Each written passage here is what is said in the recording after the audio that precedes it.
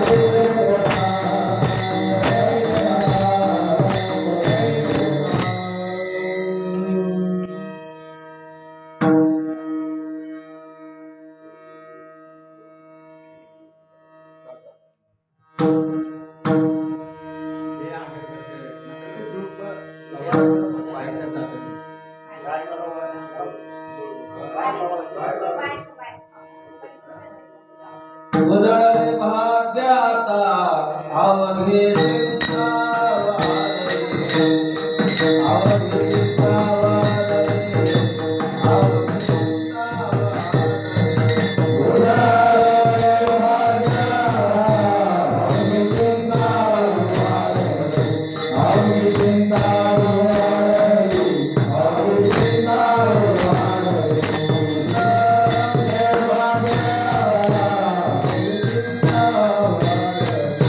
Hare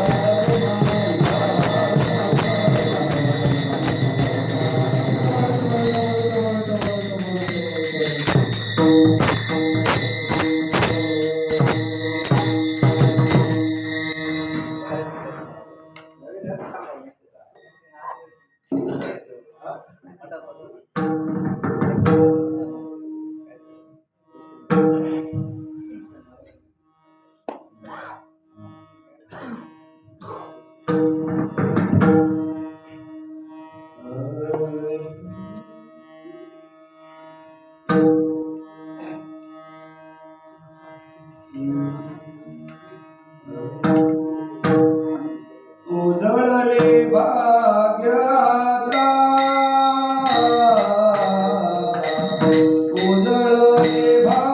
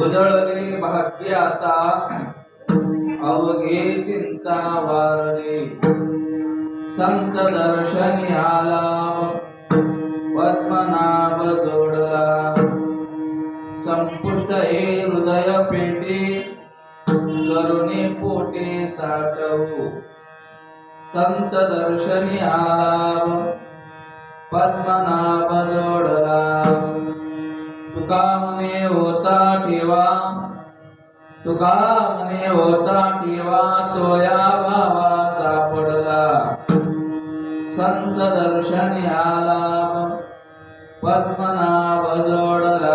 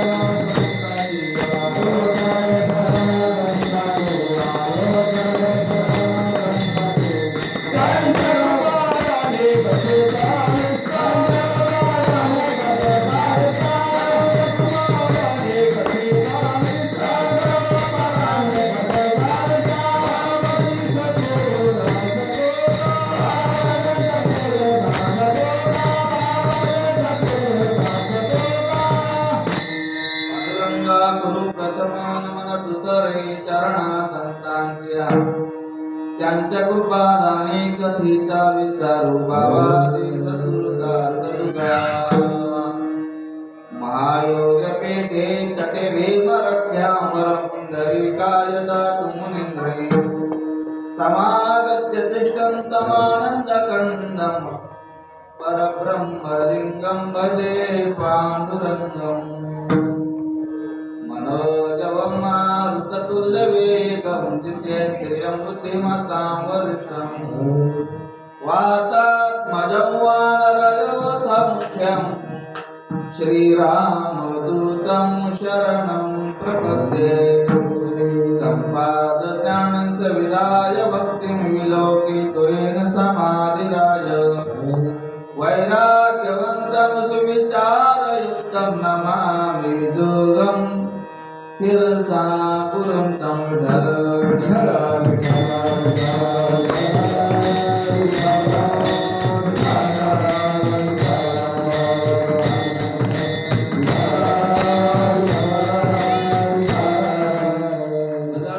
भाग्य आता अवघे चिंता वारली संत दर्शनी आला पद्मनाभ जोडला. प्रस्तुत कीर्तन रूपे सेवेकरता निवडलेला अभंग भिवचे सुप्रसिद्ध साधू वैराग्याचे मूर्तिमंत पुतळे संत हृदय सम्राट विश्ववंद्य विश्वभूषण जगद्गुरु तुकोबारायांचा अभंग आज सेवेकरता घेतलेला आहे. या अभंगातून जगद्गुरु तुकोबाराय संत दर्शनातून प्राप्त झालेला जो लाभ आहे त्या लाभाचं वर्णन करतात.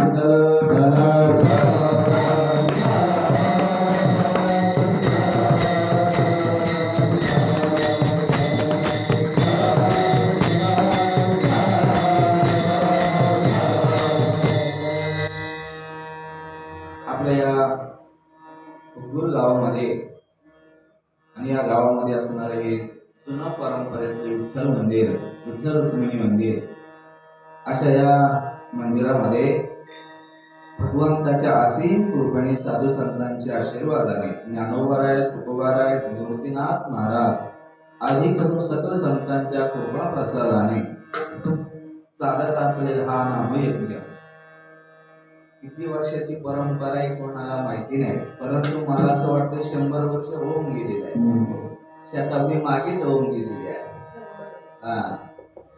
दीर्घकालाची परंपरा चालत असलेला हा नामयज्ञ आहे. मंदिर पाहिलं तर आताच्या मंदिराला लाजवेल असं मंदिर आहे. किती गोड नक्षीकाम, किती कोरीव काम केलेलं आहे बघा ना लाकडामध्ये. माझ्या दोन्ही बाजूला लक्ष्मीनारायणचा हार घालायला लागेल, त्यांच्या हातामध्ये हार घातलेले आहे. तुम्ही नाही हार घातला तर ते घालणार आहे.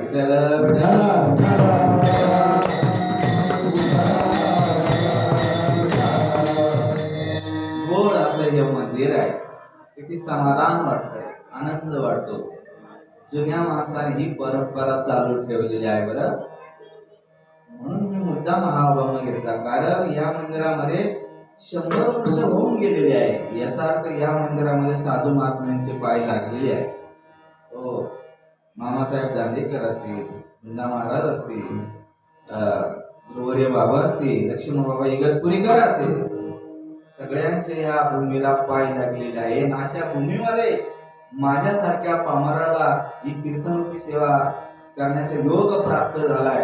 हे माझं भाग्य आहे. नवीन तर माझं भाग्य उजळ आहे, म्हणून तो अभंग घेतला.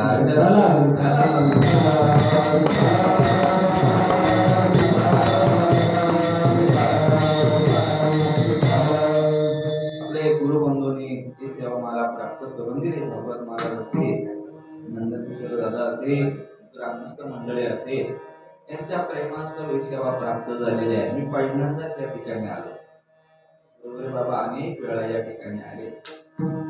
सर्व गुरुबंधू मंडळी काळ घेऊन उभे आहेत. सर्वांच्या चरणी सद्भावना व्यक्त करतो आणि माझ्या अभंगाकडे वळतो. बघा, पवित्र असा हा कार्तिक महिना चालू आहे. हा कार्तिक महिना आपल्या आरोग्याकरता सुद्धा सुंदर हा महिना आहे. सकाळी पहाटे उठून जर आपण गंगेचं स्नान जर केलं, जरी गंगा जरी नसली तर नलराजा नळाखाली आंघोळ केली पहाटे उठून, तर आपल्या आरोग्याकरता एक वेगळा हा महिना आहे. या महिन्यामध्ये आपले वारकरी संप्रदायाचे लोक सकाळी उठून 4 ते 6 काय करत असतात? काकडा भजन करत असतात. इथं सुद्धा काकडा चालू आहे. हो, काकडा भजन म्हणजे आपल्या वारकरी संप्रदायाची साधना आहे.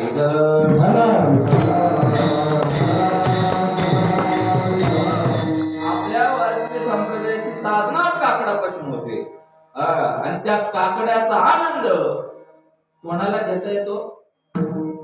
जे वाकड्या राहतात सकाळी त्यांना नाही, ते सकाळी उठून पांडुरंगाच्या समोर काकडा भजन करत असतात. कारण पहाडची जी वेळ आहे ना, शांत भजन करण्याची वेळ आहे. मग तुम्ही ज्ञानेश्वरी वाचा, चिंतन करा, नामस्मरण करा, भजन करा, सत त्या पांडुरंगाकडे लक्ष लागत असतं. कारण विषयासक्त लोक, भोगी लोक त्यावेळेला झोपलेले असतात.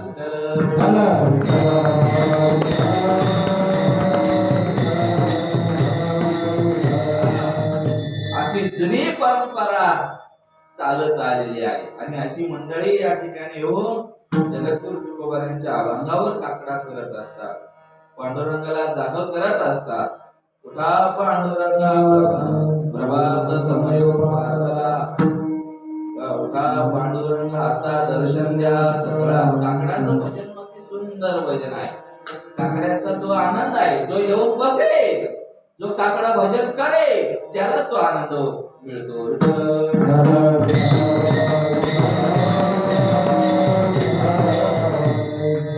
असा हा कार्तिक महिना आहे. सुंदर असा हा महिना आहे. या महिन्यामध्ये अनेक व्रत वैकल्य लोक करत असतात. आपल्या जीवनामध्ये पुण्य संपादन करत असतात आणि मनुष्याने आपल्या जीवनामध्ये तिळासारखं पुण्य आपल्या जीवनामध्ये करून ठेवलं पाहिजे. म्हणून तर नाटामध्ये सांगतात ना, तिळ पुण्य सापडे तरी ते बहुता जन्मी जोडे, नाम तुझे वाटेशी आकडे समागम घडे संतांचा. एक ना एक दिवस आपल्याला जावं लागणार आहे आणि गेल्यानंतर तो यमराज आपल्याला विचारणार आहे. काय विचारणार आहे? बँकेमध्ये किती साठवलं, मुला बाळाचा करता किती काय केलं हे विचारणार का यमराज? काय विचारणार यमराज? तू परमार्थ किती केला, सकाळी उठून काय केलं, हे यमराज विचारणार आहे.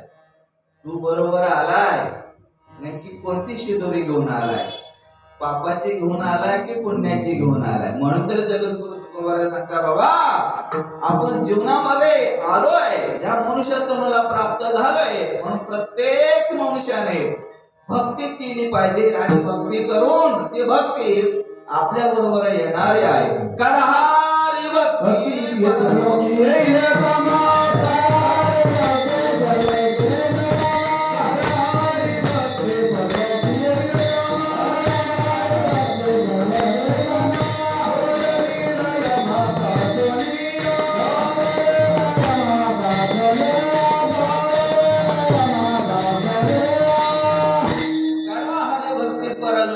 कामा सोडविल यमापासून.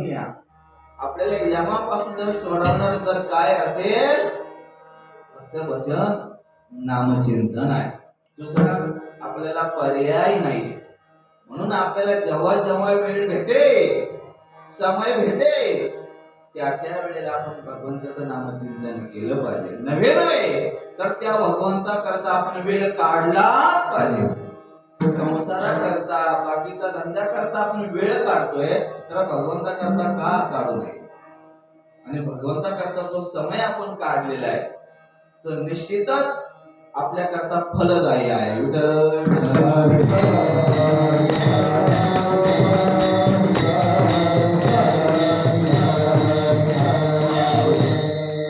जगद्गुरु तुकोबारायने समय काढला, वेळ काढला आणि त्याचा आनंद, त्याचा परिपाक त्यांच्या चेहऱ्यावर दिसू लागला.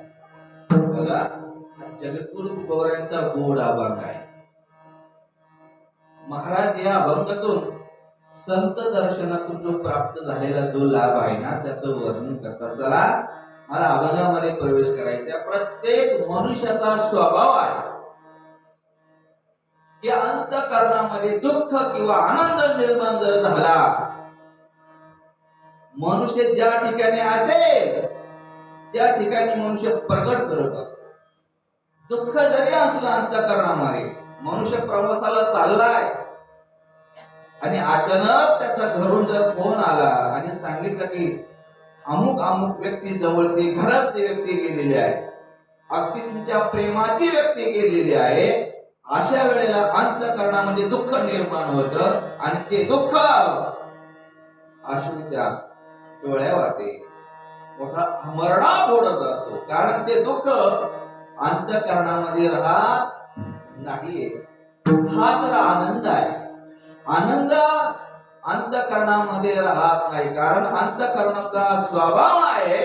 अंतःकरण तो आनंद अंतःकरणामध्ये ठेवत नाही, तर ते स्वभावता बाहेर धावतो. अंतरित धावे स्वभावे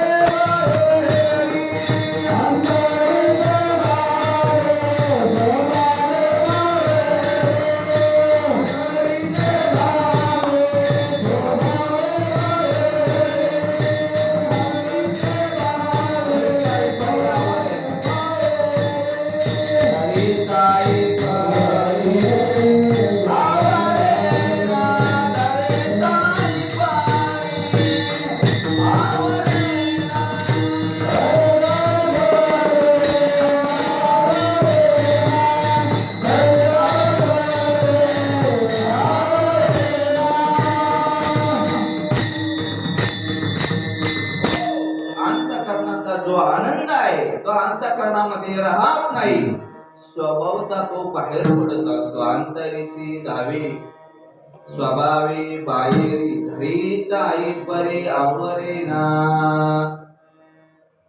इथं हा आपला नामयज्ञ चालू आहे.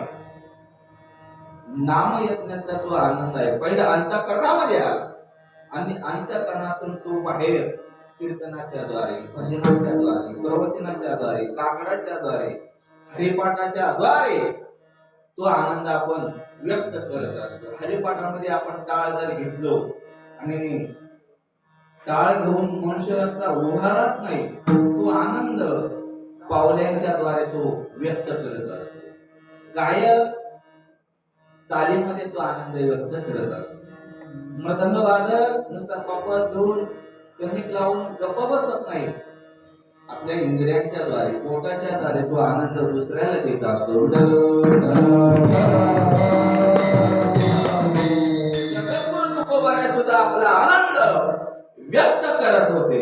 गायनाचे ओढे आपले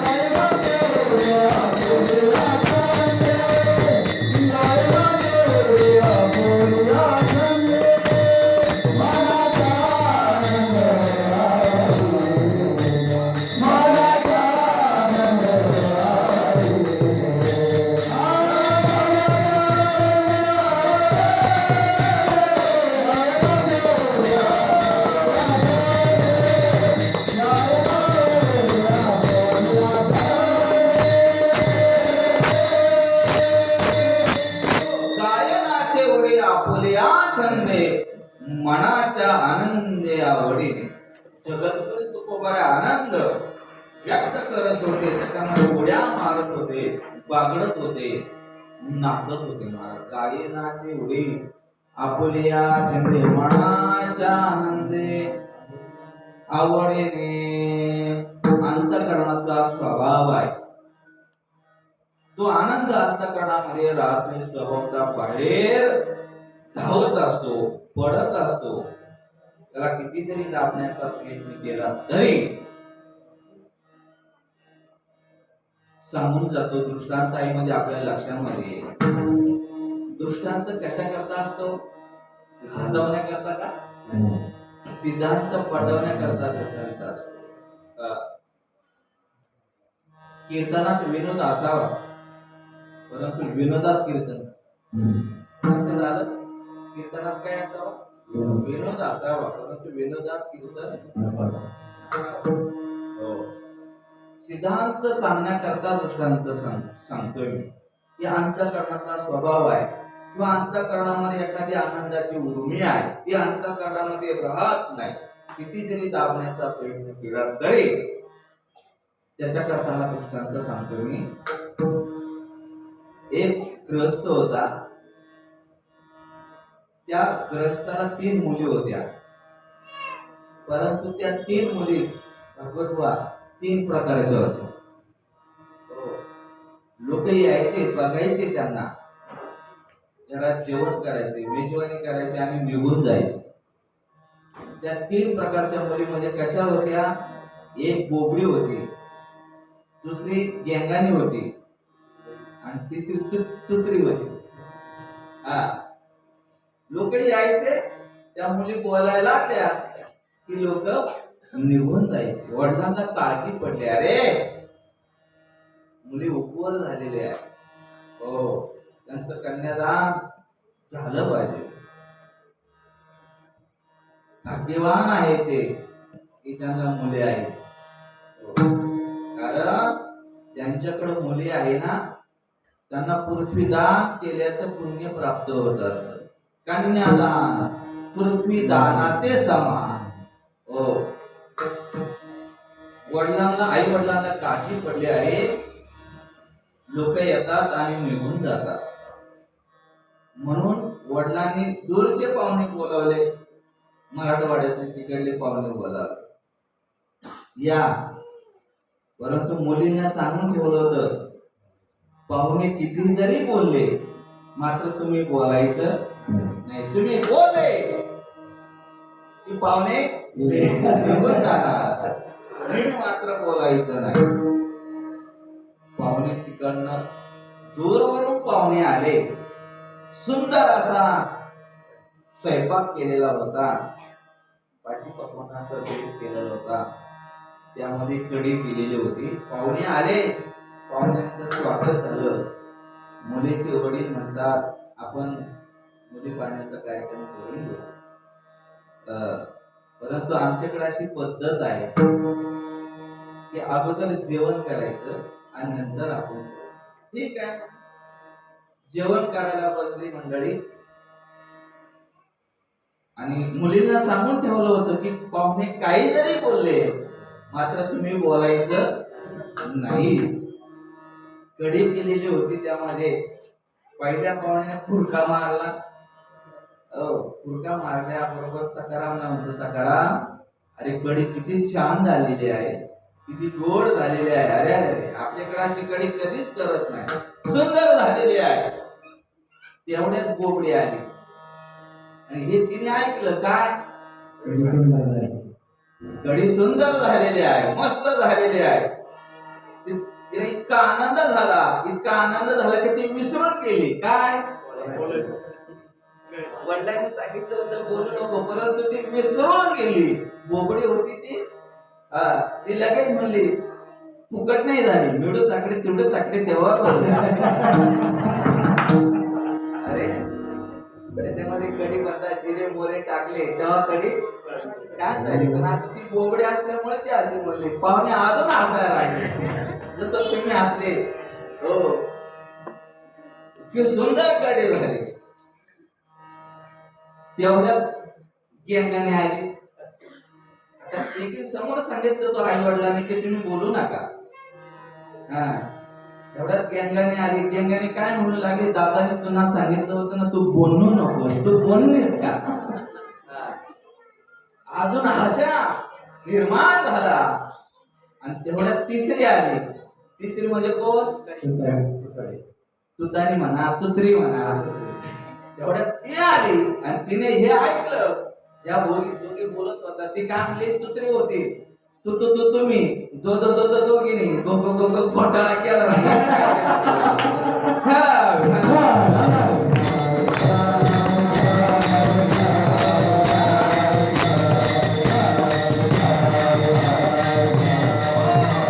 मी हा दृष्टांत कशावर सांगितला, आई वडिलांनी सांगितलं होतं तुम्ही बोलू नका, परंतु अंतःकरणाचा आनंद तो आत राहिला नाही, तो स्वभावता बाहेर पडला. म्हणून महाराज म्हणतात अंतरीचे दावी स्वभावी बाहेरी धरीता परे आवरे ना. त्याप्रमाणे जगद्गुरु तुकोबरायांच्या चेहऱ्यावर आनंद दिसू लागला. तुकोबरायांचा चेहरा प्रफुल्ल कमळासारखा फुलू लागला.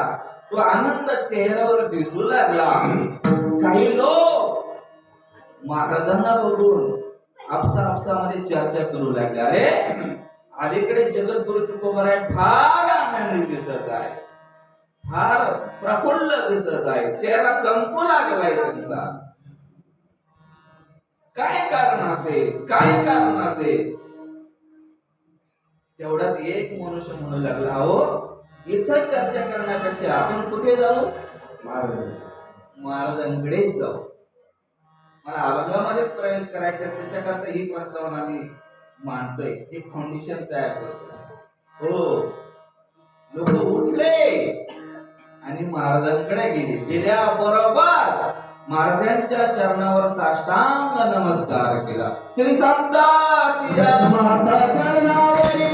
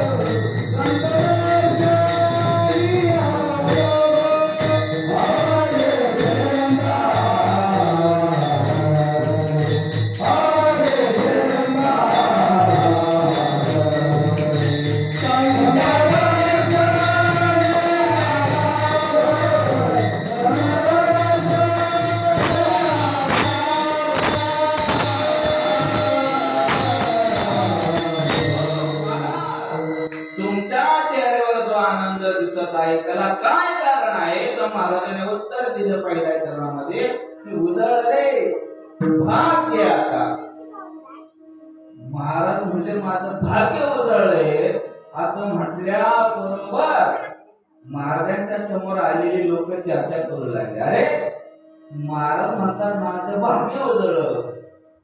त्यात एक डाबीस होता, तो लगेच म्हणला महाराजांना वाटतं लॉटरीचा नंबर लागला, नाहीतर धनाचा अंदाज सापडला असेल, काहीतरी झालं असेल. मग महाराज म्हणतात की माझं भाग्य उजळलं आहे. तेवढ्याच महाराजांच्या संगतीमध्ये राहणारा मनुष्य ताडकान उठला आणि म्हणू लागला की अरे महाराजांबद्दल अशा गैरकल्पना तुम्ही करू नका, कारण महाराज याला भाग्य समजणारे नाही. कारण जगद्गुरु तुकोबाराय सामान्य घरातले नव्हते. जगद्गुरु तुकोबाराय त्या घरामध्ये सावकारीचा धंदा चालत होता. रोज मोठ्या वतीची आवक जावक महाराजांच्या घराण्यामध्ये होत होती. आणि ज्या वेळेला भावाभावांमध्ये वाटप झालं त्यावेळेला महाराजांच्या वाट्याला भरपूर धन आलेले होते. परंतु महाराजांनी ते धन स्वतःजवळ ठेवलं नाही. त्वरित ब्राह्मण गरीब यांना बोलून आपलं जे द्रव्य आहे धन आहे ते कोणाला वाटून दिलं. आणि वाटून दिल्यानंतर ते म्हणतील का उजळलेलं भाग्य आता या धनाला नाही. म्हणून तर महाराज एका ठिकाणी म्हणतात ना भाग्य तरी नवे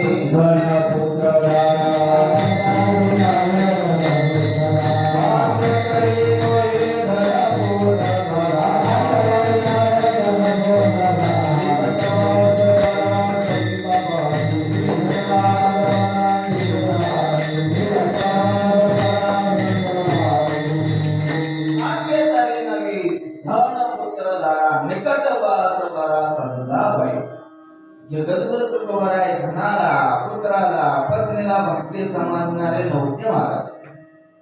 त्याला आपण म्हणतोय उजळलेले भाग्य. आता लग्न होत नसेल आणि यदा कदाचित लग्न झालं की तो म्हणतो उजळले भाग्य.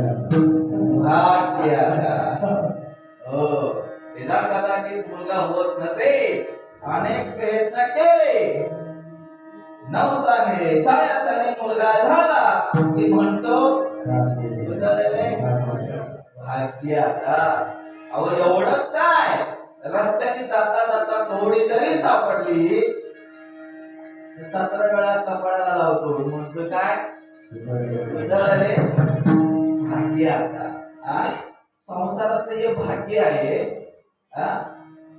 हे भाग्य खरंच भाग्य आहे का? खरं भाग्य कशाला म्हणतात? भाग्य जैसे कवतुके काहीच दैन्य न देते. जे भाग्य उदयाला आल्यानंतर दिनतला प्राप्त होत नाही, दारिद्र्य प्राप्त होत नाही, ते खरं भाग्य आहे.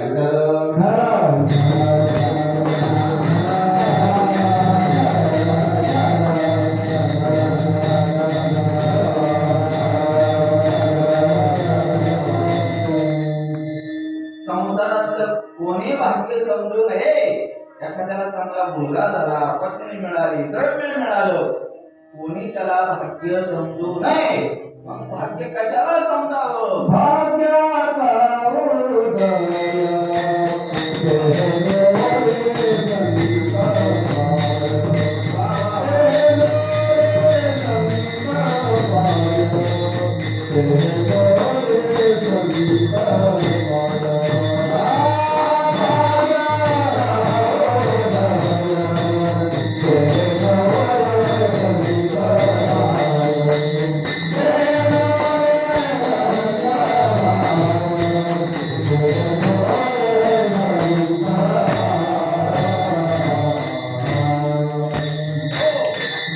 गोड मार्गाने प्रमाण दिलं. भाग्याचा उदय ते हे जोडी संत पाय. संत महात्मे आपल्या घराला येणं हे आपलं भाग्य आहे, किंवा आपण त्यांच्याकडे जाणं, त्यांचं दर्शन घेणं हे सुद्धा आपलं काय आहे? भाग्य आहे. परिवारामध्ये चांगली पत्नी म्हणजे परमार्थिक पत्नी. आपण जर कुठं वारीला चाललो, भजनाला चाललो, कीर्तनाला चाललो, त्याला आड न देणारी, आपल्याला ती साथ देणारी, मग समजायची की उजळली. एखादा मुलगा घराण्यामध्ये हरिभक्त होऊन जन्माला येणं, पवित्र अशी तुळशीची माळ धारण करणं, पवित्र असं आचरण घरामध्ये ठेवणं. आपण कुठे जरी परमार्थाला चाललो तर मुलांनी म्हणालो, बाबा जा जा, तुम्ही आनंद घ्या, काय लागलं तर मी तुम्हाला देतो. मग समजायचं की उजळले. आळंदी पंढरपूरची वारी करण्याची इच्छा निर्माण जर झाली, भजन कीर्तन ऐकण्याची इच्छा निर्माण झाली ना, मग समजायचं की उजळले. या भरपूरमध्ये एवढीच माणसं आहे का? इथं बसलेली आहे एवढीच आहे का? परंतु ते काय आले नाही. कारण ते कपाळ ज्याचे नाम नाही वाचा.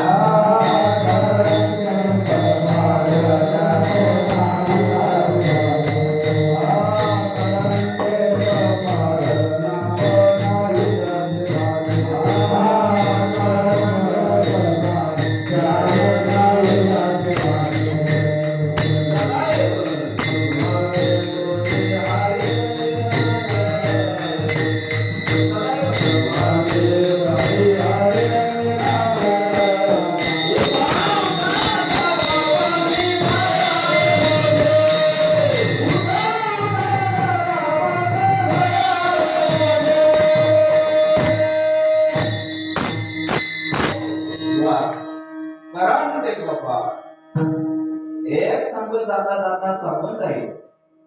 परमार्थाची आवड निर्माण होणं, भजन कीर्तनाची आवड निर्माण होणं, याच्याकरता सुद्धा पाठीमागचं पुण्य असावं लागतं बरं. त्याशिवाय नाही हो. ज्ञानोबा म्हणता, बौद्ध सुकृताची जोडी मग विठ्ठल आवडी.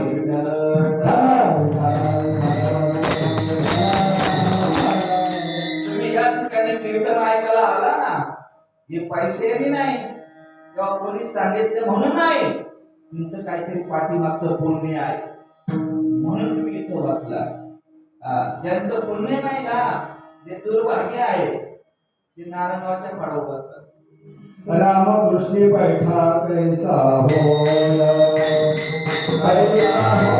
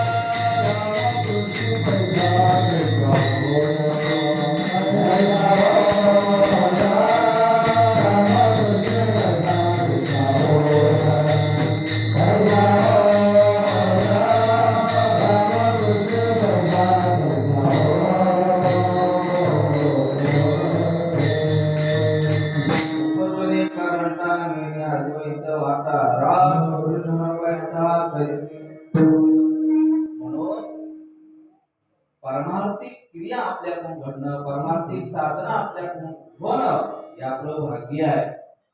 अरे वर्षातून हा नाम येते येतात 7 दिवस वर्षातून आपल्याला द्यायचे कोणाकरता त्या पांडुरंगा करता. तो आपल्याला जगवतो, आपल्याला देतोय, आपल्याला तो झोपवतोय आणि झोपल्यानंतर आपल्याला सकाळी उठवतोय. कोण उठवतोय? देखावी ऐकावी एका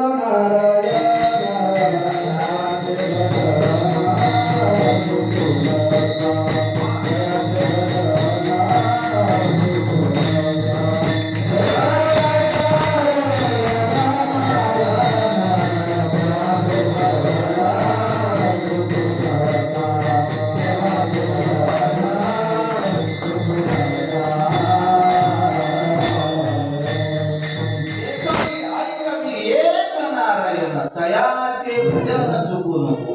आपल्याला कोण उठवतो? आलाराम उठवतो, रंग उठवतो आपल्याला. हो, आपण तो कीर्तनाला बसलोय हे कोणामुळं? त्या पांडुरंगामुळं. कीर्तन झाल्यानंतर आपण सुखरूप घरी जाणार जाओ हे कोणामुळं? म्हणून आपण मनुष्यत्व मला प्राप्त झाले. मला असं वाटतं एक खरं वाक्य आहे, कारण की हा देह कोणाला मिळत नाही, मिळणार पण नाही, परंतु आपल्याला मिळालाय, फार दिवसाने प्राप्त झालेला आहे. पावर आले घडी उपाय घडू आले. महाराजांना तो मिळाला आणि मिळाल्यानंतर त्यांनी आपला प्रपंच संसार करत असताना दुःखी झाले नाही, आनंदी राहिले. चेहऱ्यावर आनंद दिसू लागला. आणि खरं जर पाहिलं तर आपला चेहरा कसा पाहिजे? आनंदी पाहिजे. त्याचा आमचा सन्मान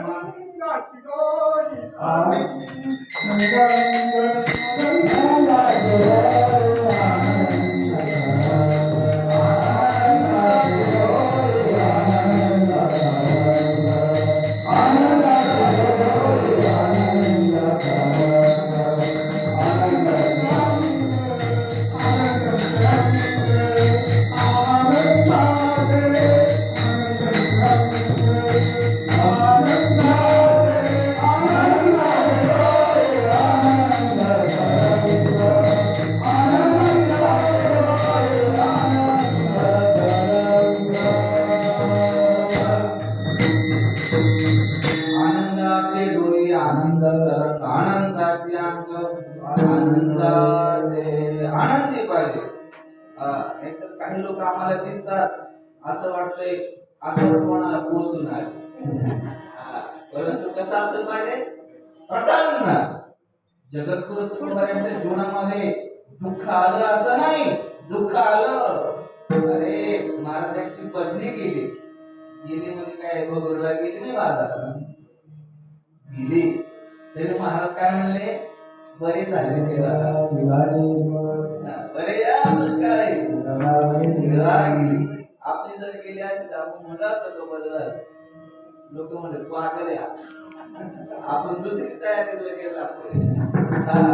परंतु एवढं दुःख असताना सुद्धा तुकोबारे म्हणता उजळले आता एवढं सामर्थ्य त्या भगवंताच्या शक्तीमध्ये आहे, नामचिंतनामध्ये आहे. तोच मनुष्य म्हणू शकतो उजळले भाग्याला. चला आता आपण आपला विचार करू. आपण म्हणतोय पत्नी मिळाल्यानंतर उजळलेले भाग्य आता, परंतु तीच पत्नी जर आपल्याला सुख दुःखाला जर कामा येत नसेल तर आपण म्हणतोय की उजळलेले भाग्य आता नाही. नाही, पुत्र झाल्यानंतर आनंद वाटतो, उजळलेले भाग्य आता. परंतु तोच मुलगा जर आपल्याला हाताखालून जर काढत असेल मग म्हणतोय का उजळलेले? नाही नाही, ते भाग्यच नाहीये. म्हणून तुकोबारा म्हणता उजळलेले भाग्य आता. महाराजांना विचार, महाराज नुसतं भाग्य उजळलं का हो तुमचं? महाराज म्हणजे नुसतं भाग्य नाही, भाग्य उजळल्यानंतर माझी चिंता संपली. अवघी चिंता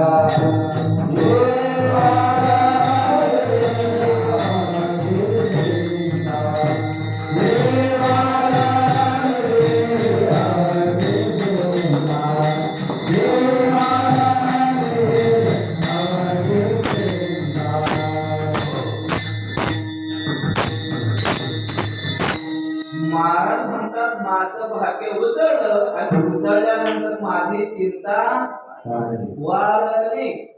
आता तुकोबाऱ्यांचा विषय थोडा बाजूला ठेवू. आता आपण आपल्या विषयाकडे येऊ. लग्न झाल्यानंतर आपली चिंता संपली जाते की वाढली जाते? वाढली जाते ना. हा? मुलगा झाल्यानंतर चिंता संपली जाते का वाढली जाते? वाढली जाते. हा? धन मिळाल्यानंतर चिंता संपली जाते का वाढली जाते? वाढली जाते. कारण धन मिळवतानाही कष्ट आहे, सांभाळतानाही कष्ट आहे आणि गेल्यानंतरही दुःख आहे.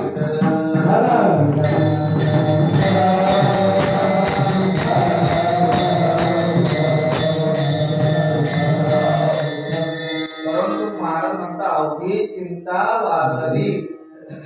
आपल्याला किती चिंता आहे हो? महाराजांना एकच चिंता होती म्हणून ते म्हणतात वारली.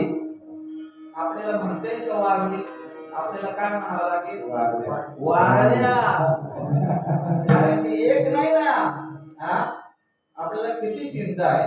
कुत्रा मांजराची चिंता आहे. हा?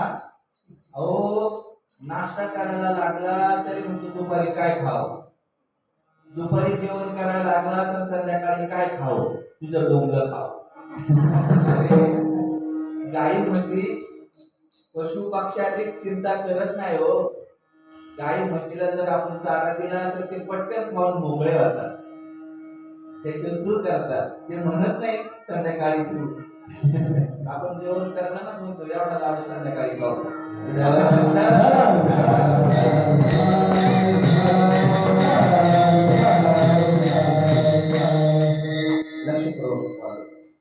किती चिंता आहे.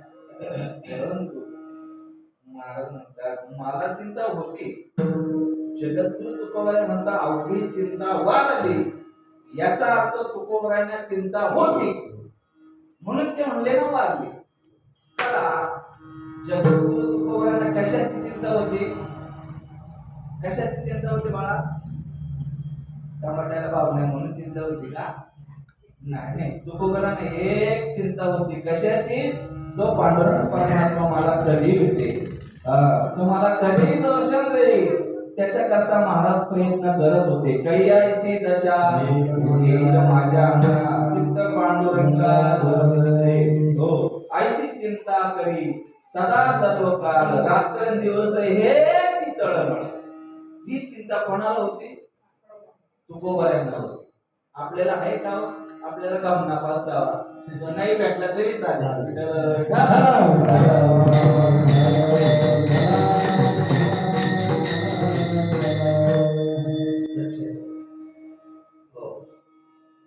महाराजांना चिंता होते. एक सांगू, जो जो भेटे त्याला महाराज विचारत होते कुसा वेची वाटे जे भेटेल दया देव कृपा करील मद काय लाभ राखेल कामे चिंता वाटे कोण भेटे सांगी भगवान परमात्मा माझ्यावर कधी कृपा करे. कैली उद्धार पावे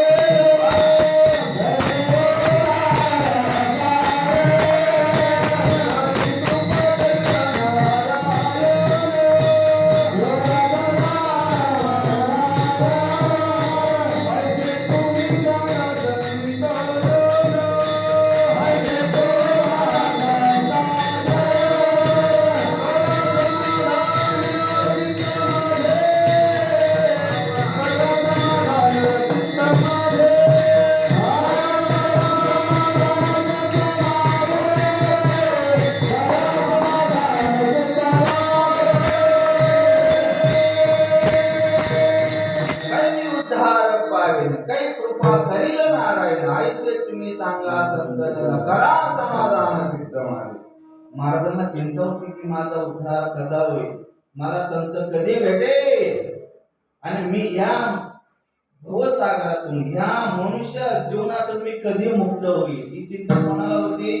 महाराजांना होती. आणि आपल्याला चिंता पाहिजे की नाही हो? ही चिंता पाहिजे की नाही? आपण पुन्हा येणार आहे का या बघूला? नाही येणार. म्हणून याच्यातून आपल्याला बाहेर पडायचं आहे. ही चिंता आपल्याला पाहिजे आणि अशी चिंता महाराजांना होती. महाराजांना सुट्टी असं नाही, ज्ञानोबारायांना सुद्धा चिंता होती. म्हणून ज्ञानोबाराय एका कावळ्याला विचारतात, कावळ्या, अरे तू मला जरा सांगितलं ना पंढरीनाथ भगवान परमात्मा भेटायला येणार आहे, कावळ्या असा जर निरोप जर मला जर दिला ना तर मी पहिलं भागे गाऊ गोगताये, पहिलं भागे गाऊ गोगताये.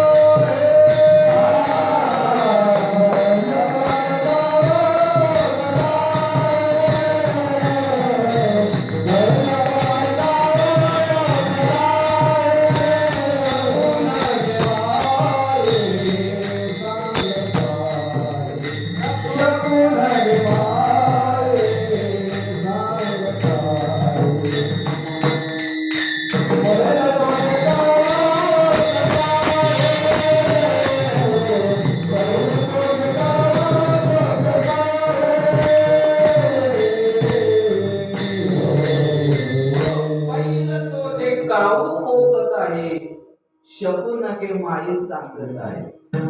कावळ्या सांग ना मला तो पंढरीनाथ कधी भेटावे. कारण कावळा ज्यावेळेला काव काव बोलतो ना आपल्या घराजवळ किंवा घरावर बसून, त्यावेळेला तो काय सांगत असतो, शकून सांगत असतो की तुम्हाला भेटायला कोणीतरी येणार आहे. काही महिला आहेत त्या ऐकतात, काय काय गोटा होतात की तुम्ही त्यांना पाहुण्याचा कंटाळा आलेला असतो. हो, परंतु काय म्हणतात, पाहुणा येणार आहे, कावळा लागतोय किंवा ती मांजर तर म्हणतात ना कुणीतरी येणार आहे. ज्ञानोबाराय म्हणतात, कावळ्या सांग ना मला तो पंढरनाथ कधी भेटाय. पहिलं तो की काऊ फुकट आहे, शकून के माई सांगत आहे, उडरे उडरे काऊ तुझे सोन्या कावळ्या तू जर मला सांगितलं ना की पांडुरंग भेटायला येणार आहे तर तुझे पाय मी सोन्यानं म्हणेन. एवढंच नव्हे, तुला खाण्याकरता मी दही भाताची उंडी लावीन तुझे तोंडी, पाहुणे पंढरराव घरात येती, पाहुणे पंढरराव घरात येती. हो, दही भाताची उंडी लावीन तुझ्या तोंडी. कावळ्या तू जर मला सांगितलं तर तुला दही भात खाण्याकरता म्हणजे ज्ञानोबारायांना सुद्धा चिंता होती, परंतु कशाची होती, पांडुरंगाची होती. तुकोबारायांना चिंता होती, कशाची होती, पांडुरंगाची होती. आणि आपल्याला कशाची पाहिजे, पांडुरंगाची चिंता पाहिजे. बाकीचं भगवान परमात्मा करत असतो, त्याची तुम्ही काळजी करू नका. फक्त काय करा, आवडीने भावे हरिनाम, आवडीने भावे हरिनाम, भावे हरिनाम. सोजी चिंता त्याची सर्वाहे, सोजी चिंता त्याची सर्वाहे, सोजी चिंता त्याची सर्वाहे. फक्त आवडीने त्या भगवंताचं नामचिंतन करा. आवडीने भावे हरिनाम घेसी, तुझे चिंता त्याची सर्व आहे. मी आपल्याला जाता जाता सांगे, मनासारखा फक्त परमार्थ होत असतो. काय बोललो मी, मनासारखं काय होतंय, फक्त परमार्थ होतो. मनासारखा संसार होत नाही, झाला नाही आणि होणार नाही. अहो रावणाचा झाला नाही तर आपला काय होणार.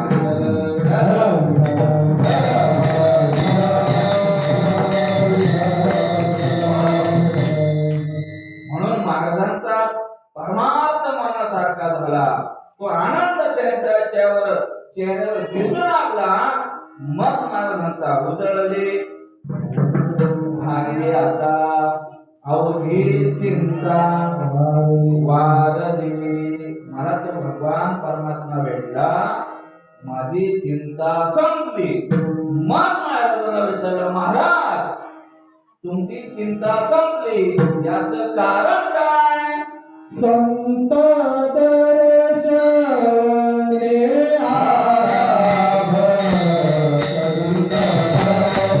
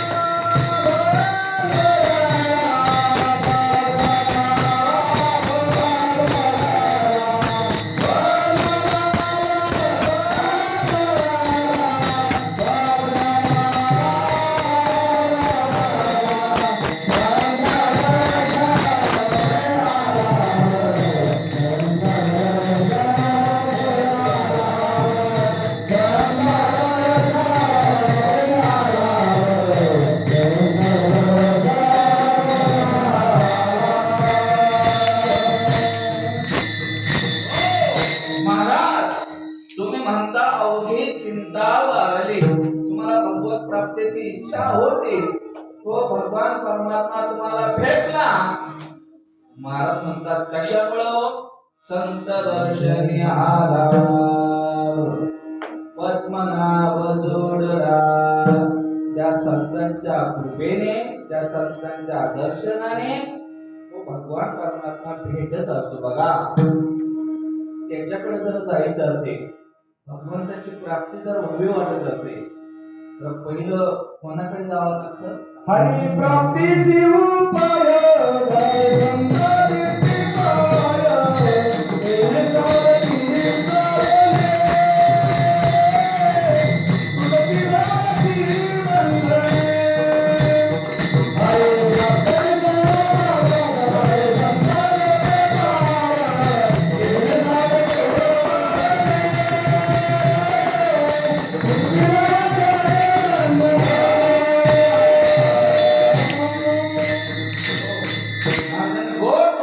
हरी प्राप्तीचे उपाय धरावे संतांचे ते पाय. सामान्य आहे. आपल्याला पंतप्रधान मोदी साहेबांना जर भेटायचं असेल, लवकर तर नाही भेटणार आपल्याला, परंतु जर जायचं असेल, पहिलं कोणाकडे जावं लागेल काका? ते जो आहे का त्याला सांगायला लागेल, त्याची तर भेट घ्यावा लागेल, मग तो आपल्याला तो तिथे घेऊन जाईल. हा तर मोदीचा बाप आहे, आपल्या सगळ्यांचा बाप आहे तो भगवान परमात्मा. त्याला जर भेटायचं असेल तर कोणाचं पाय धरावं लागेल बाबा? धरायचे का? संतांचे पाय धरावं लागेल. म्हणून तो गोपाळ म्हणतात मला तो भेटला. कशामुळं? संत दर्शनी आला. लाभ म्हणते त्याला लाभ. तुका म्हणे आता लाभ नाही या परता. संसारात त्याचे लाभ आहे ना, ते नाशवान लाभ आहे, परंतु खरा जो लाभ आहे संसारातला म्हणा, परमार्थातला म्हणा, तो भगवान परमात्मा लाभ आहे. यम लब्ध्वा चा परम लाभम मन्यते नाधिकम तथ. आणि प्रत्येक मनुष्याने तो लाभ मिळवण्याकरता काय केला पाहिजे? प्रयत्न केला पाहिजे, पराकाष्ठा केली पाहिजे. मला सांगा, किती वर्षापासून हा नामयज्ञ चालू आहे? आपण भजन करतो, काकडा करतो, हरिपाठ करतो. कशा करता करतो दादा? त्या देवा करता करतो. तो भेटावा याच्याकरता आपण करत असतो. महाराजांनी प्रयत्न केले आणि केल्यानंतर संत दर्शनाच्या द्वारे तो लाभ प्राप्त झाला. संत दर्शनी हा लाभ. चला, संताशिवाय जर तो भगवान परमात्मा जर भेटला ना भागवतवा, तर त्याची किंमत आपल्याला कळत नाही. मला सांगा, दुर्योधनाला, दुःशासनाला कृष्ण भेटला नव्हता का? भेटला नव्हता का? दुर्योधनाला, दुःशासनाला भेटला होता ना, परंतु कृष्णाची किंमत कळाली का? हा? त्या शिशुपालाला भगवान परमात्मा भेटले, त्याची किंमत कळाली नाही, त्यांना शिव्या दिल्या. दुर्योधनाला कळालं नाही, दुर्योधन पकडायला गेला. कोणाला? कृष्णाला. हो, अर्जुनाला त्याचं महत्व कळालं, कारण की अर्जुनाला जो भेटला होता ना, तो संतांच्या द्वारे भेटला होता. म्हणून त्याच्याबरोबर अर्जुनाने काय साधलं होतं? मैत्री, मित्र. आणि कृष्ण त्याच्याबरोबर फिरत होता. चक्रधार तोच होता ना, सारथी तोच घेऊन जायचा कीर्तनाला, कीर्तन करायला. अर्जुनाला त्याचं महत्व कळालं. म्हणून त्याचं महत्व जर कळायचं असेल तर कोणाच्या द्वारे जावं लागेल आपल्याला? संतांच्या द्वारे. तुकोबाने त्याद्वारे केले. संत दर्शनी हा लाभ पद्मनाभ जोडला. एक सांगू, वर्म जर चुकला ना तर महाराज म्हणतात चुकलिया वर्म फेरा पडे. सगळ्यांचा आवडता दृष्टांत आहे, कधी आपण ऐकला असेल तरी पण मी सांगतो, म्हणजे लक्षात येईल. एक कोकणातलं जोडपं पंढरपूरला गेलं. गेल्यानंतर पूर्वी ब्राह्मण लोकांच्या घरी लोक राहायची. पंढरपूरला गेल्यानंतर एक असं ब्राह्मण आजी होती, तिच्या घरी ते जोडपं उतरलं. 4-5 दिवस राहिलं आणि जाण्याकरता निघालं ते जोडपं. ती म्हणू लागली, अहो तुम्ही आता घरी चालले ना, तर मी सुंदर असा पुरणपोळीचा स्वयंपाक बनवते. पुरणपोळी खाल्ल्याशिवाय तुम्ही घरी जायचं नाही. आता ती ब्राह्मणाची पुरणपोळी, ती का आपली आहे का? हा. सुंदर असा पुरणपोळीचा स्वयंपाक बनवला, त्यांना जोडप्यानं वाढला, सुंदर अशी पुरणपोळी लागली तोंडाला. तेव्हा ते कोकणात जोडपं होतं ना, तो मनुष्य आपल्या मंडळीला म्हणतो, अरे पुरणपोळी आपल्याकडे पण झाली पाहिजे बरं का घरी, लक्ष ठेव. किंवा लक्ष ठेवलं ना तो पुरणपोळी कशी बनवतात, हो मला लक्ष ठेव.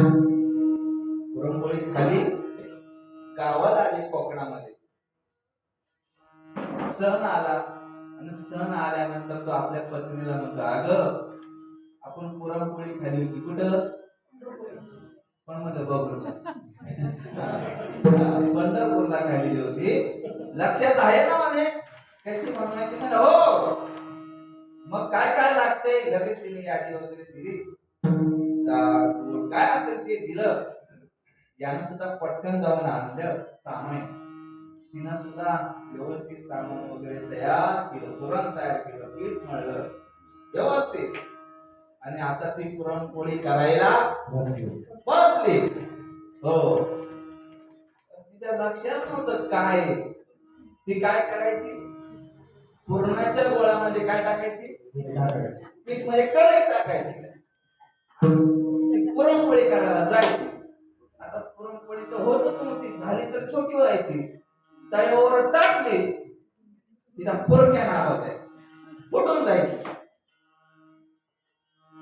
म्हणतो, अरे दोनदा झालं, तीनदा झालं, चारदा झालं, याला भूक लागलेली होती, हा बाहेर जायचा आणि आतमध्ये यायचा. अरे तुझी पुरणपोळी आणून का होत नाही. तिच्या लक्षात आलं की आपली पुरणपोळी चुकते. नवऱ्याने विचारलं, का पुरणपोळी होत नाही. तिने सांगितलं, ती जी बाई होती ना ब्राह्मण काकू, आता ती विधवा होती बिचारी, तिला काय माहिती म्हणे तिच्या अंगावर सफेद पातळ होत म्हणून तिला पुरणपोळ्या येतो. माझ्या अंगावर लाल पातळ असल्यामुळे पुरणपोळ्या येतो. हा म्हणे, मग मी काय करू.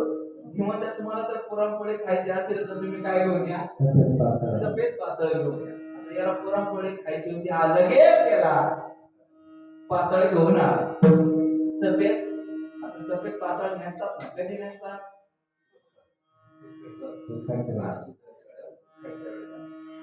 काय माहिती काय कधी पातळ नेसतात. त्यानं ते पातळ घातला आणि परत पुरणपोळी करायला बसली, परंतु धडाका तोच, काय पुरणाच्या गोळ्यामध्ये कणकीचा गोळा. भूक लागली मला. तो म्हणू लागला, 10:30-11 वाजत आले, अजून तुझी पुरणपोळी का होत नाही.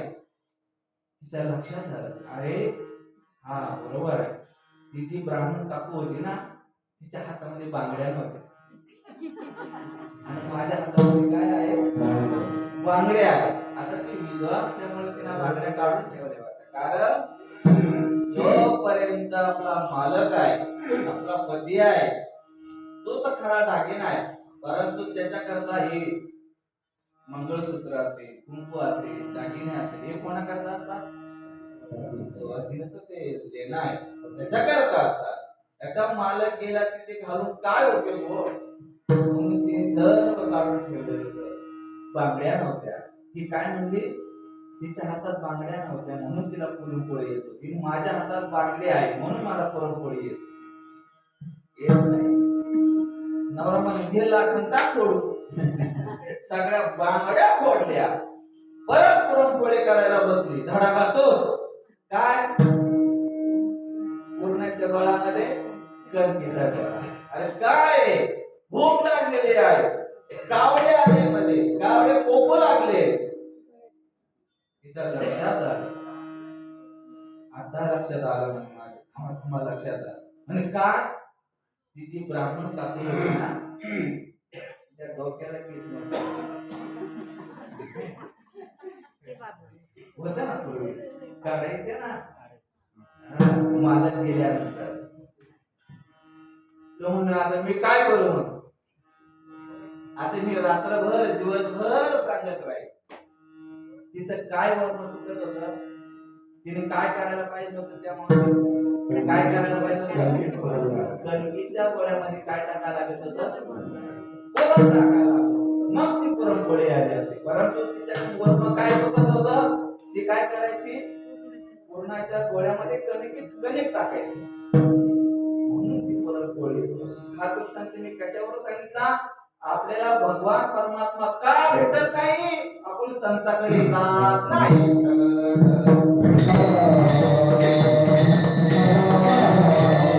आपल्याला तो भगवान परमात्मा जर भेटावा वाटत असेल तर आपण संताकडे जायला पाहिजे ज्ञानोबरायांकडे जायला पाहिजे तुकोबरायांकडे जायला पाहिजे निवृत्तीनाथांकडे जायला पाहिजे मुक्ताबाईकडे जायला पाहिजे त्या जोग महाराजांकडे जायला पाहिजे तेव्हा तो भगवान परमात्मा आपल्याला भेटल्याशिवाय राहणार नाही महाराजांना भेटला म्हणून महाराज म्हणतात संत दर्शनी हाला पद्मनाभ जोडला चला महाराज तुम्हाला तो भगवान परमात्मा भेटला संतांच्या द्वारे तो तुम्हाला मिळाला मग मला सांगा ना एखादी वस्तू जर आपल्याला अमूल्य किमतीची जर भेटली तर ती वस्तू आपण कुठे ठेवतो मावशी किंवा सोनं भेटलं असेल हिरा जर भेटला असेल कुठे ठेवतो बाबा कपाटात कोणीतरी म्हणत होतं पिशीत कपाटात आतल्या गाभाऱ्याच्या मध्ये ठेवत असतो आणि टिकाऊ पावडं कुठे ठेवतो आपण बाहेर कुठं पण पडत राहत तसं महाराज तुम्हाला असा अमोल किमतीचा भगवान परमात्मा भेटला त्याला तुम्ही कुठं ठेवला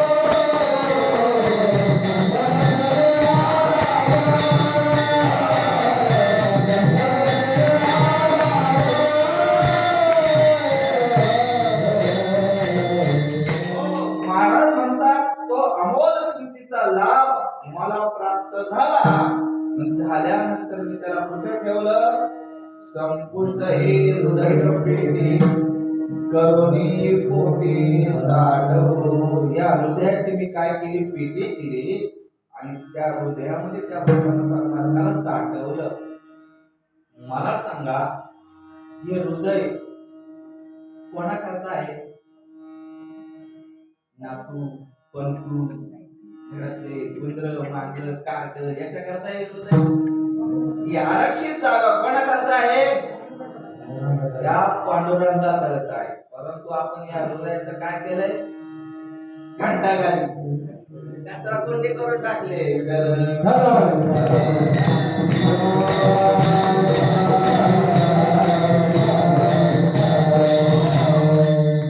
हे हृदय त्याच्या करता आहे अनेक संतांचे मी पुरावे देतो आणि पुढे जातो सावता महाराजांनी देवाला कुठं साठवलं हृदयामध्ये साठवलं म्हणून त्याची माता साठविला दाता त्रैलोक्याचा हनुमंतरायाने कुठं साठवलं या हृदयामध्ये साठवलं तुकोबराने या हृदयामध्ये साठवलं साठविला हरी जे हृदय मंदिरी त्याची सरली झाला सफळ व्यापार अजून एक उदाहरण देतो कुठं साठवलो म्हणून ती जनाबाई म्हणते करेला पंढरीचा दोरा,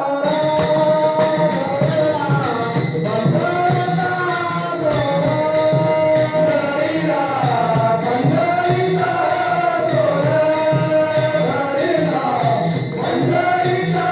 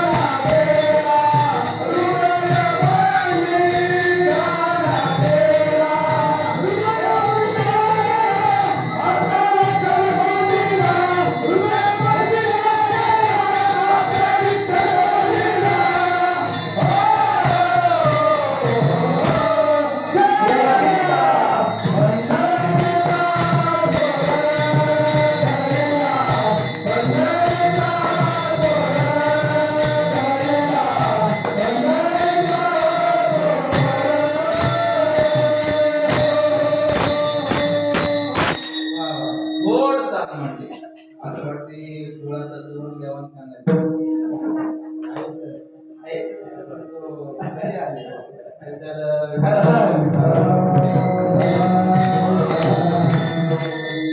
जनाबाईने आपल्या हृदयामध्ये साठवलं धरीला पंढरीचा चोर बांधुनिया दोर हृदय बंदी काना केला हात विठ्ठल मोंडीला जगद्गुरु तुकोबाराय म्हणतात असा भगवान परमात्मा आम्हाला संतांच्या द्वारे भेटला त्याला मी माझ्या हृदयामध्ये साठवतो आपण त्याला कुठे साठवायचं हृदयामध्ये परंतु पहिले हृदयाचं काय काढावं लागेल कचरा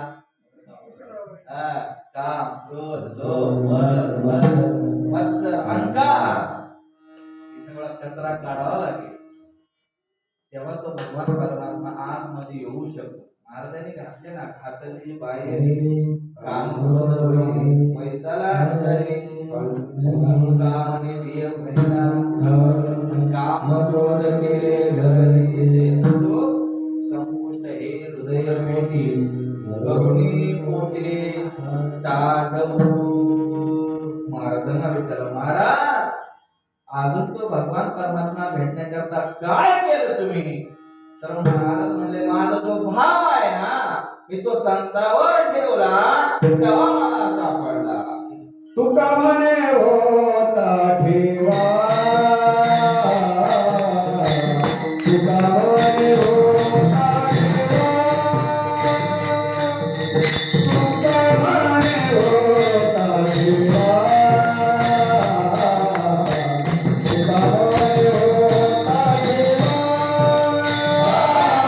तुका म्हणे होता ठेवा तुका म्हणे होता ठेवा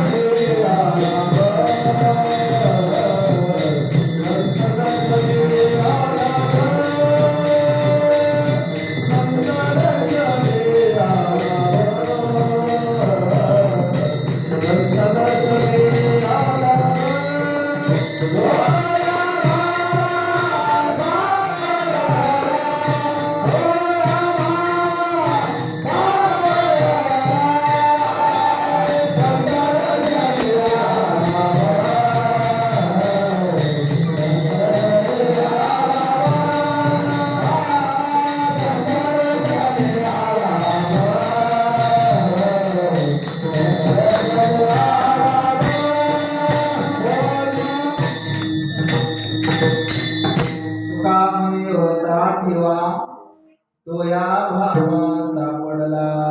आपण शेवटच्या चरणामध्ये आता आलोय. फक्त 5 मिनिटं 10 मिनिटं राहिलेले आहे. 5च मिनिटं राहिलेले आहे. 5 मिनिटांमध्ये आपण सेवा समाप्त करणार आहोत. शेवटच्या चरणाचा काय अर्थ आहे तो सांगणार आहे. तत्पूर्वी संप्रदायाच्या प्रमाणे मोठ्या प्रेमाने पूजन करा. विठोबा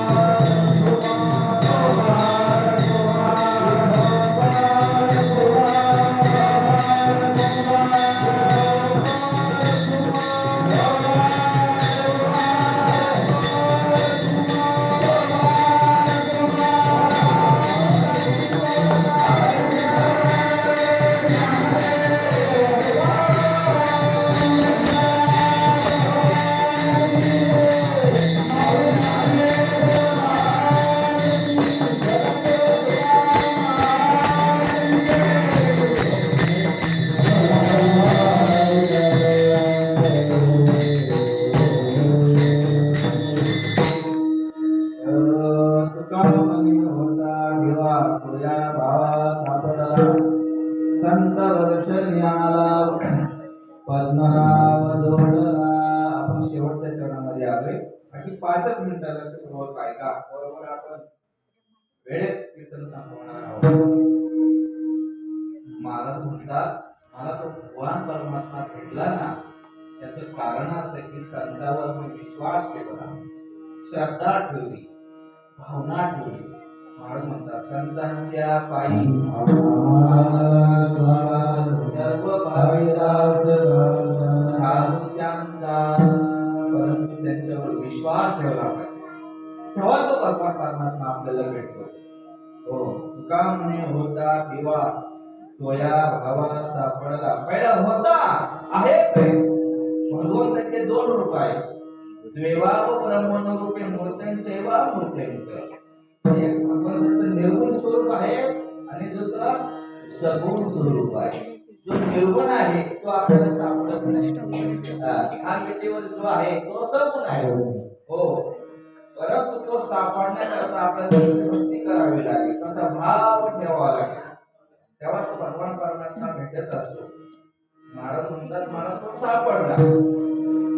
तुका म्हणे होता ठेवा तो या भावा सापडला. आणि 2 मिनिटाचा दृष्टांत सांगतो आणि मी सेवा समाप्त करतो. तो देव जर भेटा वाटत असेल तर संतावर भाव ठेवायला पाहिजे, विश्वास ठेवला पाहिजे, श्रद्धा ठेवली पाहिजे. याच्यावर एक दृष्टांत घेतो आणि सेवा समाप्त करतो. चला एका जंगलामध्ये पारधी राहत होता. पारधी म्हणजे कोण हो? शिकार करणारा. आणि त्याच जंगलातून एक साधू महात्मा चाललेला होता. जाता जाता जाता जाता त्या पारधीने पाहिलं, अरे साधू महात्मा कोणीतरी चाललाय. लगेच पाय धरले आणि साधू महाराज चला माझ्या झोपडीमध्ये चला, पाय लावले द्या. झोपडीमध्ये आणलं. पारध्याने लगेच पाणी दिलं महाराजांना. महाराजांनी ते पाणी मोठ्या प्रेमाने घेतलं, त्याचा भाव पाहिला आणि पारध्याने सांगितलं, महाराज कधी जर गेले ना इथून तर माझ्या मध्ये या. तर बाबा मला नेहमी सांगत असतात, महाराज कधी जर इथून जर गेले ना तर आमच्या घराला या. तसं तो पारधी म्हणला त्या साधू महात्म्याला, काय म्हणाला, कधी या जंगलातून जर चाललात ना या रस्त्याने तर मला भेटल्याशिवाय जाऊ नका. साधू महाराज गेले. काही वर्षानंतर पुन्हा त्याच जंगलातून आणि त्याच रस्त्याने येऊ लागले. येऊ लागल्यानंतर पारध्याने पाहिलं, महाराज जे आले, मागे तुम्ही आले होते ना. हो हो आलो. चला माझ्या घरी चला. म्हणजे झोपडीमध्ये चालला. आतमध्ये नेलं, पाणी दिलं आणि पाणी दिल्यानंतर तो पारधी म्हणू लागला महाराजांना, अगदी मनापासून आता मनाचे कान देऊन ऐका. तो पारधी म्हणते, महाराज मागे तुम्ही फक्त पाणी प्यालात, परंतु आता तुम्ही जेवण केल्याशिवाय जायचं नाही. आता तो पारधीच हो, शिकार पकडणार, त्याच्याजवळ काय राहील, श्रीखंड बासुंदी राहील का, शेकोजी भाजी राहील का. तो म्हणू लागला, महाराज सांगू, आता सांगतोच मी, तुम्हाला काय आवडतंय, नवे तर तुम्हाला कोणता पक्षी आवडतो हे मला सांगा. कोण म्हणला, पारधी. आताचा भाव चांगला होता, त्याच्या भावाकडे लक्ष ठेवा बरं. तो कसा बोला हे नंतर बघा. तो काय म्हणू लागला महाराजांना, महाराज तुम्हाला कोणता पक्षी आवडतो हे मला सांगा ना. महाराजांना दया आली की आता याचा उद्धार करायचा. आणि पक्षाची सांगतो याला पुढे ऐका ऐका ऐका, लक्षपूर्वक ऐका.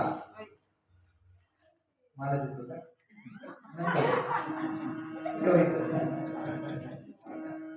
चला. मुलं म्हणजे देवावरती फुलं असतात, निर्विकार जेवण असतं, न कपट न काही काहीच असंच जीवन देवाला आवडतं. बरं चला. तो पारधी म्हणतो, महाराज सांगा ना तुम्हाला कोणता पक्षी आवडतो. महाराजांनी त्याच्याकडे दिव्य दृष्टीने पाहिलं. महाराजांना खरंच त्याचा उद्धार करायचा आता. बस महाराज म्हणले, बघ मला जो पक्षी आवडतो तू आणशील म्हणे. हो, तुम्ही फक्त त्याचा ओळख सांगा, त्याचे चिन्ह सांगा, तो कसा आहे, कशा स्वरूपाचा आहे, एवढं तर मला सांगा, मी आणल्याशिवाय राहणार नाही. महाराजांना खरंच वाटतं. महाराज म्हणतात, पारधी बघ मी सांगतोय, लक्ष ठेव, ओळख त्या पक्षाची सांगा म्हणे. महाराज सांगा, मी आणल्याशिवाय राहणार नाही. महाराज म्हणजे, बघ माझा जो पक्षी आहे ना त्याचे कुरवडे केस आहे.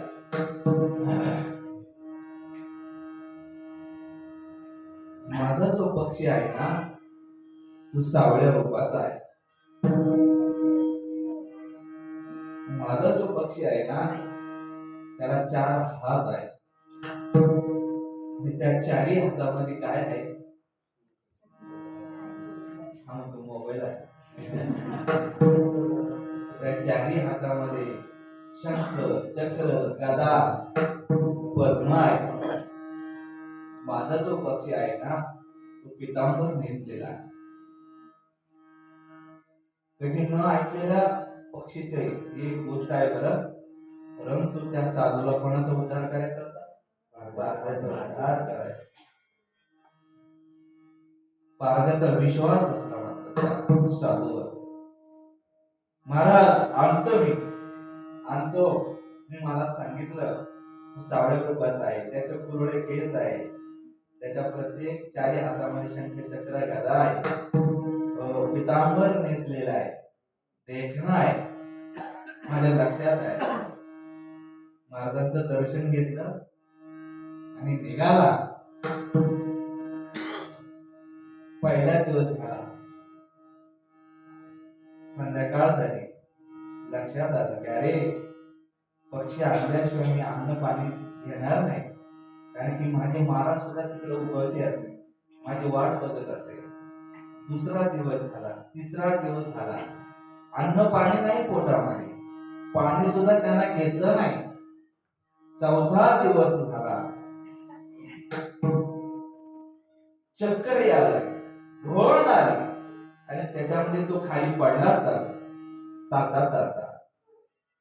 5-10 मिनिटाची त्याला झोप लागली आणि त्याला झोपेमध्ये तो भगवान परमात्मा भेटला. ते पक्षी त्याचे चिन्ह डोळ्यासमोर आले, स्वप्नामध्ये आले. कारण की स्वप्न आपल्याला कधी पडतं, भगवत कधी पडतं, त्याचं आपण चिंतन करू.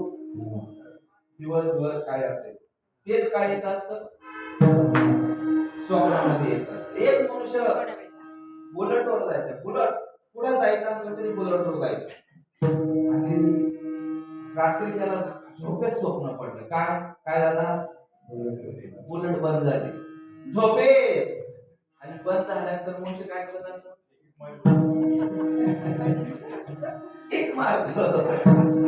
त्यांना झोपेत किक मारली, गोदडी होती, बायकोमध्ये अहो काय करता, म्हणजे माझे बुलेट बंद झाले, आज तुमची बुलेट गेली मारणार, गोदडी उठतोय तर झोपेत, कारण दिवसभर त्याचं चिंतन तेच करत. तसा तो पारधी 4 दिवस त्या पक्ष्याचं चिंतन करत होता, आणि तो पक्षी स्वप्नामध्ये त्याला दिसला. मग त्याला खात्री पटली की आता पक्षी आहे. पुढे निघाला तो. 5वा 6वा दिवस उजाडला, अन्न पाण्याचा त्याग केलेला, परंतु पक्षी काही भेटत नाही. मग मनाशी विचार करू लागला की आता महाराजांना तोंड दाखवायचं नाही, म्हणून त्यांनी काय केलं, जंगलातली लाकडं गोळा केली, चिता रचली, त्याला अग्निदाह दिला, 4 प्रदक्षिणा घातल्या त्यांना स्वतःच,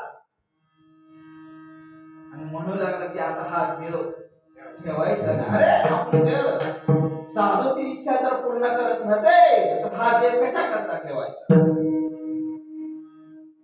4 प्रदक्षिणा घातल्या आणि 5व्या प्रदक्षिणाला तो उडी टाकणार, तेवढ्यात तो पक्षी येऊन बसला. कुठं, माझ्या नाही त्याच्या. हो, पाहिल्यानंतर अरे गड्या मी जीव द्यायला चालू तेव्हा तू भेटला. आणि एक सांगू, भगवान परमात्मा तसा भेटत नाही गादीवर बसून, त्याच्याकरता जीवच द्यावा लागतो. तुका म्हणे बळी जीव दिला माया, तुका म्हणे व्हावे देहासी उदार, रखमा देवीवर जोडावया. हो, पक्षी भेटला, आनंद वाटला. जाता जाता जाता रस्त्यामध्ये त्याला 4-5 बुक्या मारल्या. कोणाला, पक्षाला. कारण की तो भेटत नव्हता ना. भेटला आणि आनंदाने महाराजांकडे गेला. पक्षी बाहेर ठेवला, झोपडीच्या बाहेर ठेवला, आणि महाराजांना म्हणू लागला, महाराज चला तुमचा आवडती पक्षी आणलाय, आता मस्त मेजवानी करून. महाराजांकडे वाटतच नव्हतं हा आणील का नाही. हो, महाराज बाहेर आले आणि आल्यानंतर पक्षाला सांगितलं, पक्षा तुझं दिव्य स्वरूप दाखव त्याला, आणि मला पण दाखव. लगेच पक्षाने दिव्य स्वरूप धारण केलं. सशंक चक्रम सग्रीड कुंडलम शांताकारं भुजगशयनं पद्मनाभं सुरेशं विश्वाधारं गगनसदृशं मेघवर्णं शुभांगं लक्ष्मीकान्तं कमलनयनं योगिभिर्ध्यानगम्यं वन्दे विष्णुभवरहरं सर्वलोकैकनाथं. दिव्य स्वरूप त्या पक्षाने धारण केलं. त्याचे दुर्बळ केस, पितांबर सावळ्या रूपाचा, प्रत्येक हातामध्ये शंख चक्र गदा, पारधी करेल का आता त्याची मेजवानी? नाही करणार. त्यांना पहिलं साष्टांग नमस्कार साधूच्या चरणावर घातला आणि साधूला म्हणू लागला, महाराज तुमच्यामुळे मला हा भगवान परमात्मा भेटला. तुका म्हणे होता ठेवा तो या भावात सापडला. संत दर्शन ह्या पद्मनाभ जोडला. ज्ञानेश्वर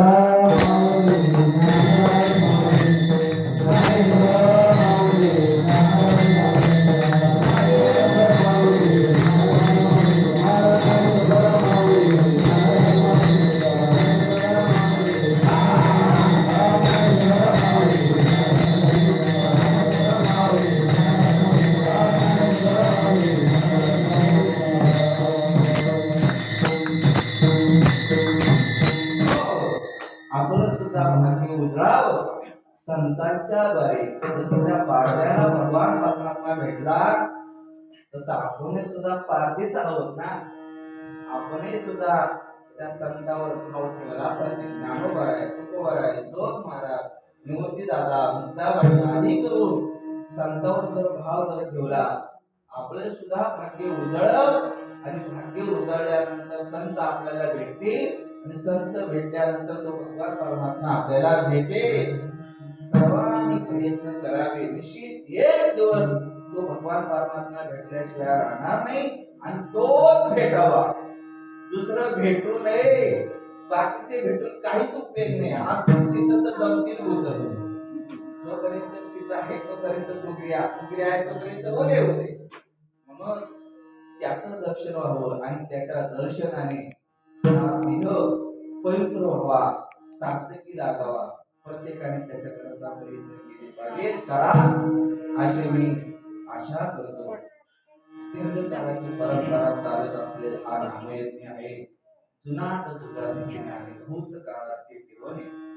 मी पांडुरंगाला निवृत्ती दादांना जोग महाराजांना अशी प्रार्थना करतो. हा नामयज्ञ असा उत्तरोत्तर चालत राहो आणि या समाजाकडून या भाविकांकडून पांडुरंगाची सेवा करत राहो आणि असंच भजनाचा आनंद कीर्तनाचा आनंद घेत राहू अशी मी भगवंताला प्रार्थना करतो.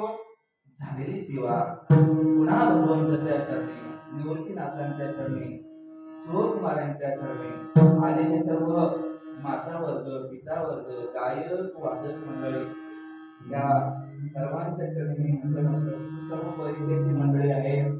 आणि त्यासाठी माझ्याकडे काही गोष्टी शिकायला होता. नंतर आता महाराज आहे, आदित्य महाराज आहे, त्यांचे गावचे महाराज आहे. गुरुबंधू मंडळीने मला आमंत्रण दिलं.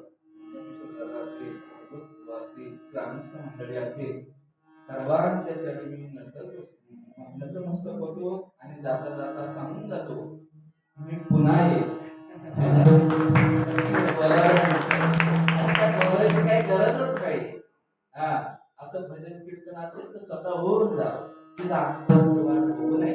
आनंद वाटला कारण या भूमीला साधूचे पाय लागलेले आहे. वैराग्यवान महात्म्यांचे पाय लागलेले आहे. निश्चितच तिथे गेल्यानंतर वातावरण निर्माण होत असते. सहजच आपले मन त्या भगवंताकडे लागत असतो. आपल्याकडून चांगल्या प्रकारचा परमार्थ घडत राहू अशी मी भगवंताला प्रार्थना करतो. जाता जाता सांगून जातो की अलीकडच्या काळामध्ये 5-6 वर्षापासून मी यात्रेला वगैरे जात असतो. काही भाविकांना बरोबर नेत असतो. आताच मी वृंदावन मथुराला जाऊन आलो. 70-80 लोक माझ्या सोबत होते. आणि दरवर्षी मी काशी अयोध्याला जात असतो. 1 फेब्रुवारीला काशी अयोध्याची तरतूद इकडे जाणार आहे. बसनी प्रवास आहे. 13-14 दिवसाचा तो प्रवास आहे. त्याच्यामध्ये ओंकारेश्वर 5 ज्योतिर्लिंग आहे. बाकीची तीर्थ आहे. बसना प्रवास आहे. स्लीपर बस आहे. 14-15 रुपये त्याचं फी आहे, भाडं आहे. आणि भजन कीर्तन करत करत आपण यात्रेला जात असतो. आणि बघा जोपर्यंत आपले हातपाय चालू आहे तोचपर्यंत हा यात्रेचा आनंद मिळत असतो. बरं एकदा की गाड्या थकल्या, गुडघे जाम झाले की घरात बसावं लागतं. म्हणून जो हे सगळं सिद्ध आहे. नेहमी सांगत असतो आहे तरुण तर घ्या पिळून, आहे तरुण तर घ्या पिळून भजन करून, नाही तर जा मरो. सेरे दायरे टाकतील करू नाही तर फोन करू. म्हणून ज्या भाविकांना यायचं असेल त्यांनी 1 फेब्रुवारीला आपल्याला जायचंय. नामनोंदणी करावी. भागवत महाराज असेल, दादा असेल, नावं द्यावी. आपण या अशी मी आशा करतो. झालेली सेवा भगवंताच्या चरणी समर्पित. ज्ञानेश्वर माऊली